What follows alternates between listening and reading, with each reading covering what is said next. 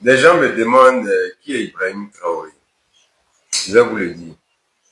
Vous savez, Ibrahim Traoré a eu le malheur d'être né africain. Parce que si Ibrahim Traoré était né blanc, il allait être vénéré dans le monde entier. Il allait être la priorité de ce monde.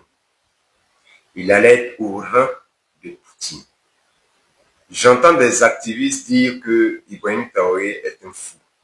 Mais je lui dis oui. Parce qu'il faut être fou pour donner sa vie pour sa patrie. Il faut être fou pour dire non à la France. Il faut être fou pour dire non au néocolonialisme. Et pour être un vrai dirigeant en Afrique, il faut être fou dans ses décisions. Le problème entre la Côte d'Ivoire et le Burkina. Qu'est-ce que le président Ibrahim Traoré demande au président Alassane Ouattara? C'est tout simplement de gérer sa maison à lui, qui est la Côte d'Ivoire, et lui, en contrepartie, va gérer sa maison qui est le Burkina. Je vais vous donner un exemple très simple. Un pays, c'est comme une maison. Tu peux être mon grand frère, mais cela ne te donne pas le droit de décider de la couleur de la peinture que je vais mettre sur ma maison. Cela ne te donne pas le droit d'éduquer mes enfants à ma place. Cela ne te donne pas le droit de décider de quelle tenue ma femme doit porter.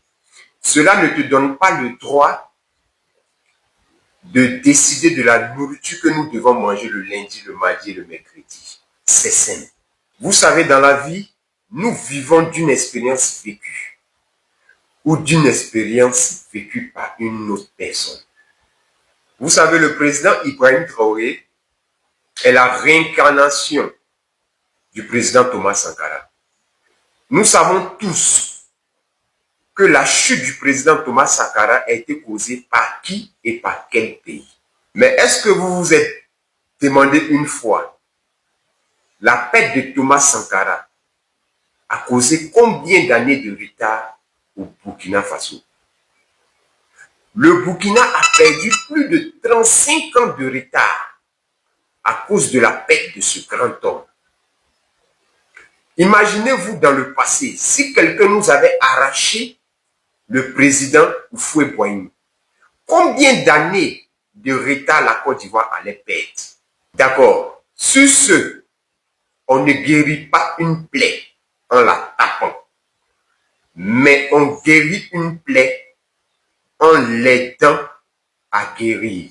Je ne sais pas si les gens sont conscients que si l'histoire se répétait et que le Burkina perdait à nouveau cet homme, combien d'années encore ce Burkina va être encore en retard?